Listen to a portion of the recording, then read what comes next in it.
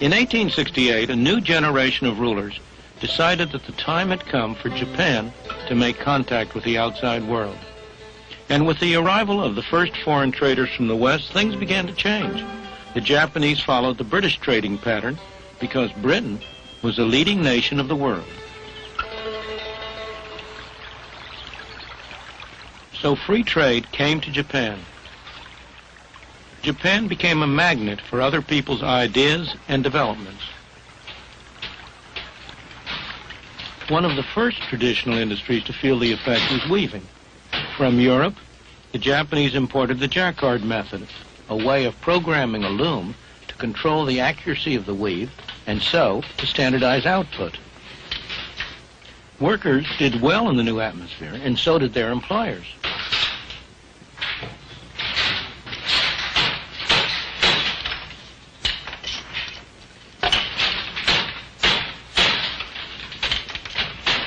The adoption of mass production techniques meant that workers were able to move out of the traditional industries and into the new industries, which all added to the trade boom.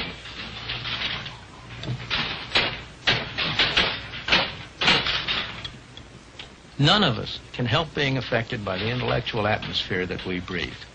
In the middle of the 19th century, when Japan ended her self-imposed isolation and entered the modern age, it never occurred to her leaders to follow any other course than that of free enterprise and free markets. That was the intellectual atmosphere of the time, created by Britain's success in applying the principles of Adam Smith. In 1948, when India achieved independence, her leaders had all been trained in Great Britain. They had sat at the feet of Harold Lasky and his associates at the London School of Economics, or of their counterparts at Oxford and Cambridge.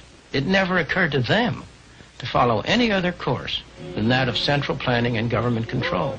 That was the intellectual atmosphere of the time. And the intellectual seed took root. As it grew, it needed to be honored, even worshipped. Every year on the anniversary of Gandhi's birth, people all over India do just that. In homage to the great Mahatma, they sit and spin, using methods handed down through the centuries.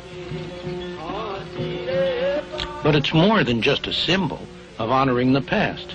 It typifies the policy that they are actually following.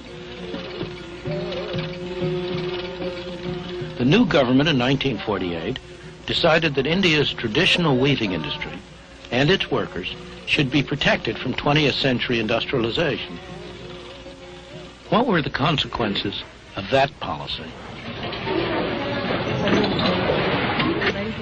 This is India today, 30 years after winning independence. And these are scenes in a very typical Indian community, one of thousands. It's called Anakaputar, and it's about 1,000 miles south of the capital, New Delhi.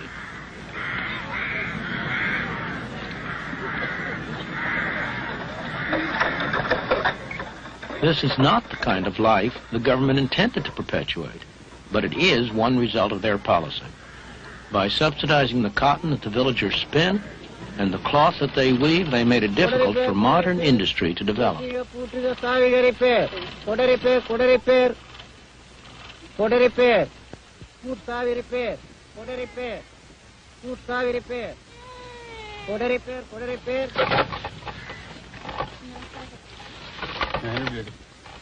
This is sizing. It's an essential technique in cloth production where the yarn is smoothed clean.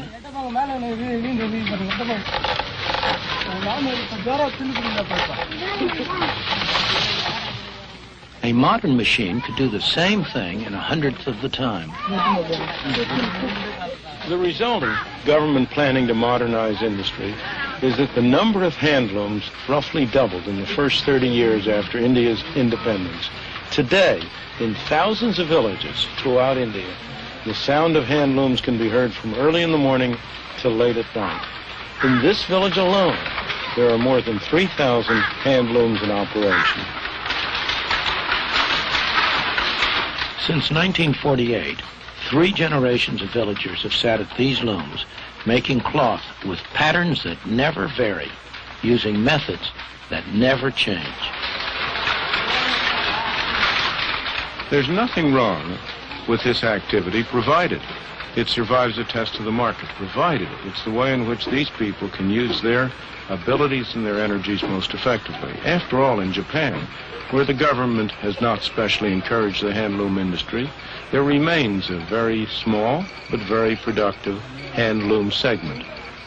The trouble here is that this industry exists only because the government has subsidized and supported it, because it has, in effect, imposed taxes, direct and indirect, on the rest of the people of India, people who are no better off than these people are, in order to enable this activity to continue.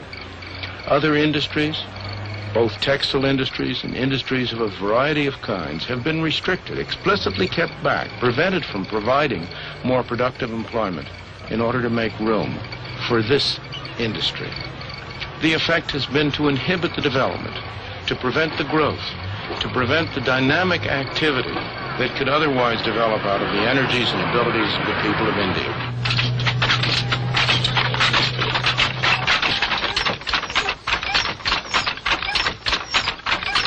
This looks like a factory, but it's also home for the people who work here. When they're not sitting at their looms, they eat and sleep in a corner of this hut.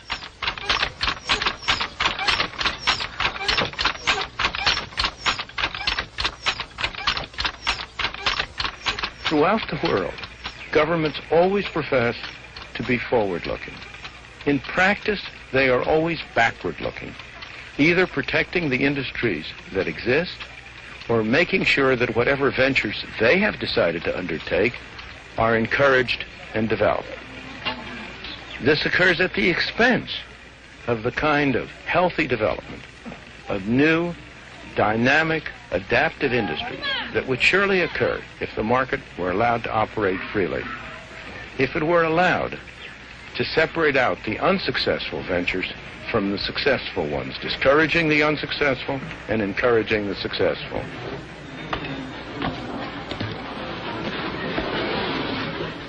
India has tremendous economic and human potential, every bit as much as Japan had a century ago.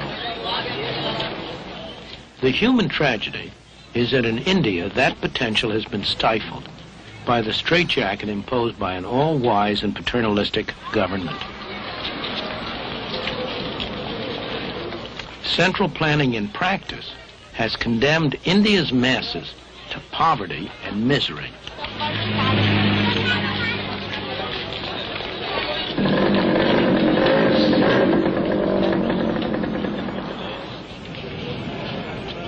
We know what has happened in Japan. Free trade set off a process that revolutionized Japan and the lives of its people. Improvements in material well-being went hand in hand with the elimination of the rigid social structure of a century ago. It's no accident. As always, economic freedom promotes human freedom. And in the meantime, what has happened to the Japanese weaving industry?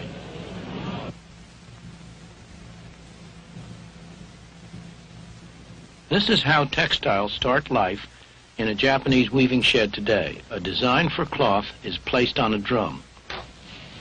As it revolves, it is scanned by an electric eye. Each color, each variation in the pattern and texture is transmitted faithfully to a computer.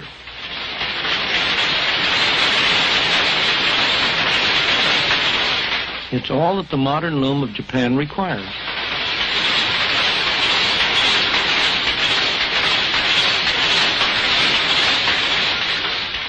This loom is fitted with electronics that make it one of the most sophisticated of its sort in the world. The fabric it produces is the best silk of its kind. Thanks to the speed and efficiency of these machines, the price of the silk is competitive.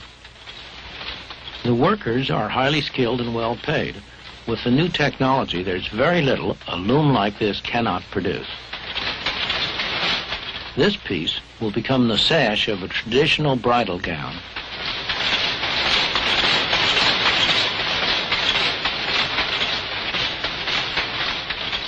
These are machine-made products, but by any standards, they are beautiful. They can stand comparison with the very finest work of the hand loom. And it's not merely the end product itself that's remarkable.